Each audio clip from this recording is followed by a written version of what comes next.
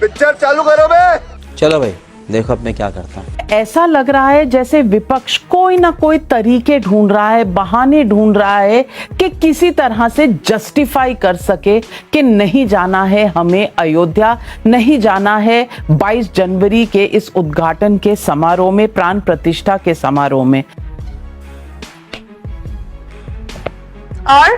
और कभी कह देते हैं शंकराचार्य जी ने कहा है। अब दो शंकराचार्य जी ने आकर और हमें इंटरव्यू में मुझे कहा है कि उन्हें कोई आपत्ति नहीं है। अच्छा। और दूसरी तरफ अर्ध निर्मित है, इनकम्प्लीट है मंदिर। तो भैया जब सोमनाथ का मंदिर बना था और जब वहां शिवलिंग की प्राण प्रतिष्ठा हुई थी, डॉक्टर राजेंद्र प्रसाद गए थे, तब कौन सा मंदिर कंप्लीट हो गया था? तो क्या इसे भी बहाना माना जाए? रुक तेरे को बताते तेरी माँ की। थोड़ी मर्यादा रखिए, अभी मजा आएगा ना भिड़ो। चलिए शुरू करते हैं। नमिका जी, आपके सवाल का जवाब देने के पहले मैं जो भगवान राम है, जिन्होंने जब उनका राज्याभिषेक हुआ और उसके बाद जब उन्होंने जो पहली बार कही बात, वो मैं सुना देता हूँ। सोई सेवक प्रियतम मम सोई, मम अनुशासन माने जोई, जाओ अनीत कछु भाषाओ भाई, तो मोहि बर जाओ भय। भगवान राम कहते हैं कि अगर मैं भी कोई अनीत की बात करूं तो हे प्रजा, मुझे टोक देना और मुझे कहना कि मैं गलत कह रहा हूं। ये है भगवान राम की राम राज्य की व्याख्या, जिसमें वो कहते हैं दैहिक दैविक भौतिक तापा, राम राज्य कहु नहीं भापा। ये है भगवान, यानी सच बोलना चाहिए। जुम करो। सुप्रीम कोर्ट ने लिखा है कि षड्यंत्र के तहत वहां भगवान राम की मूर्ति को रखा गया। मैंने नहीं कहा, सुप्रीम कोर्ट अपने जजमेंट में लिख रहा है इस बात को। तो सवाल यह है कि जब सुप्रीम कोर्ट ने यह कहा और उस वक्त अगर जवाहरलाल नेहरू ने कहा कि गलत तरीके से मूर्ति को रखा गया है, तो पंडित जवाहरलाल नेहरू को आप दोषी ठहराते? बिल्कुल दोषी ठहराइए, लेकिन जनता ने दोषी नहीं माना था उनको। 1947 से लेकर 1977 तक 30 साल कांग्रेस पार्टी को कभी 345 सीटें मिली, जो भाजपा को अभी तक नहीं मिली हैं। कभी 355 सीटें मिली, कभी 371 सीटें मिली। तो क्या माना जाए? जब वो राम के खिलाफ थे, जब वो हिंदू धर्म के खिलाफ काम कर रहे थे, जब वो सोमनाथ मंदिर का विरोध कर रहे थे, जैसा कि भाजपा कह रही है, तो इसका मतलब तो यह हुआ कि जनता तो उनके खिलाफ होनी चाहिए थी। जनता ने क्यों उनको अपना आशीर्वाद दिया? अरे देवा, ये गड़बड़ है बाबा। वो क्यों लगातार चुनाव जीतते रहे? न केवल चुनाव जीतते रहे, बल्कि भयंकर बहुमत के साथ जीतते रहे, जो कम से कम पिछले 2 चुनाव में भाजपा नहीं कर पाई। अच्छा का भयंकर बहुमत। चुप जोकर कहीं का, ये देखिए बोला बदतमीज आदमी। तो प्रश्न ये है, आज की तारीख का प्रश्न ये है कि जो दोनों शंकराचार्यों ने बिल्कुल स्पष्ट तौर पे कहा है, और सत्य हिंदी को दिए गए अपने इंटरव्यू में उन्होंने कहा है कि भाई जो कुछ भी हो रहा है वो राजनीति हो रही है। इतना छोटा पहले कभी नहीं हुआ होगा। शर्म करो शर्म। प्रश्न इसी बात को लेकर यह है कि जब जो काम शंकराचार्यों को करना चाहिए वो काम प्रधानमंत्री जी कर रहे हैं, मुझे कोई आपत्ति नहीं, प्रधानमंत्री हम सबके रिप्रेजेंटेटिव है, लेकिन शंकराचार्य में से चारों में से कोई भी नहीं जा रहा वहां पे। अरे बाप रे, ये तो धोती खोल रहा है। दो शंकराचार्य स्पष्ट तौर पे कह रहे हैं कि भाई जो हो रहा है वो गलत हो रहा है, धर्म के हिसाब से नहीं, शास्त्र के हिसाब से नहीं है। अगर पलट के मैं आपको 4 शब्द बोल दूं तो कैसा लगेगा? पर मैं नहीं बोलूंगा।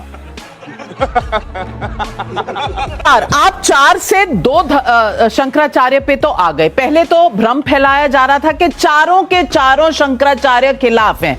अच्छा, अब कम से कम 2 शंकराचार्य खिलाफ हुए, तो दो को कोई ऑब्जेक्शन नहीं है, ये भी सिद्ध हो गया। चुप साली, बकवास करती है हरामखोर, चीर के रख दूंगा। नाविका जी एक मिनट, राष्ट्रीय चैनल है आपका, सब लोग देख रहे हैं। मैंने कभी ये नहीं कहा, ना आज कहा, ना आज से 10 दिन पहले कहा, ना 25 दिन पहले कहा कि चारों शंकराचार्य जो है इसका विरोध कर रहे हैं। चारों 10 सेकंड, चारों शंकराचार्य नहीं आ रहे, 2 ने स्पष्ट तौर पर विरोध किया, कहा कि राजनीति हो रही, राजनीतिक लाभ के लिए किया जा रहा और शास्त्र सम्मत मूर्ति का वहां पे स्थापन नहीं हो रहा। ये बिक गई है गवर्नमेंट, अब गवर्नमेंट में कुछ नहीं है। लगता है दोस्तों इस वक्त लोकतंत्र धर्मतंत्र में बदल गया है और हर नेता सामने वाले नेता को गिराने में लगे हुए हैं। लेकिन इन लोग को शर्म नहीं आता कि देश कहाँ जा रहा है, देश कहाँ किस स्थिति में जा रहा है। उस डिबेट को छोड़कर, जो काम लायक डिबेट है उसे छोड़कर बेमतलब के डिबेट पे लगे हुए हैं इन लोग। लेकिन इन लोग को शर्म नहीं आता यार, शर्म भी इन लोग से शर्मा जाए। इन लोग ऐसा नेता है और देश किस स्थिति में पहुंच रहा है किसी को कुछ मतलब नहीं है। राम मंदिर में कौन नहीं जा रहा है, कौन नेता राम मंदिर में नहीं जा रहा है, इन बातों से ज़्यादा, लेकिन इन बातों ज़्यादा कर मीडिया डिबेट में चल रहा है। लेकिन कोई इस बात पे डिबेट नहीं करता कि देश में महंगाई कितना है और देश में बेरोजगारी कितना है। यार शर्म भी तुम लोग से शर्मा जाएगा। लगता है भाई एक बाप का एक नाजायज औलाद निकल जाता है तो उस बाप का जिंदगी मतलब ख़त्म हो जाता है उस बेटे के मतलब पालने पोसने में। लेकिन लगता है भाई तुम लोग उस बाप का नाजायज औलाद ही तुम लोग हो।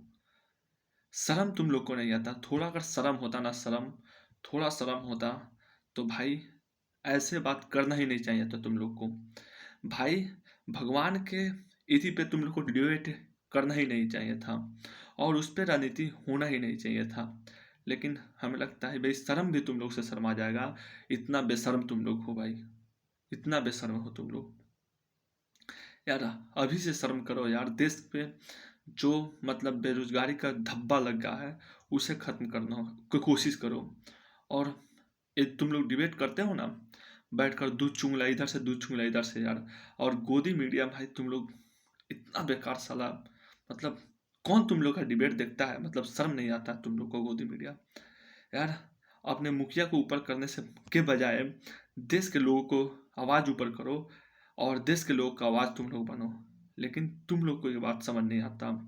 और समझ भी कैसे आए भाई, तुम लोग को समझ ही नहीं है भाई। 10वां 10th फेल हो तुम लोग, 9th फेल हो तुम लोग और बैठ गया साला तुम लोग डिबेट करने। यार शर्म करो यार, शर्म करो। आज से भी सुधरो और देश के मुद्दे पे आवाज़ उठाओ, देश के बेरोजगारी पे सवाल उठाओ, देश के मतलब धर्म के लड़ाने पे तुम लोग सवाल मत कभी नहीं उठाओ यार। यार शर्म करो यार तुम लोग।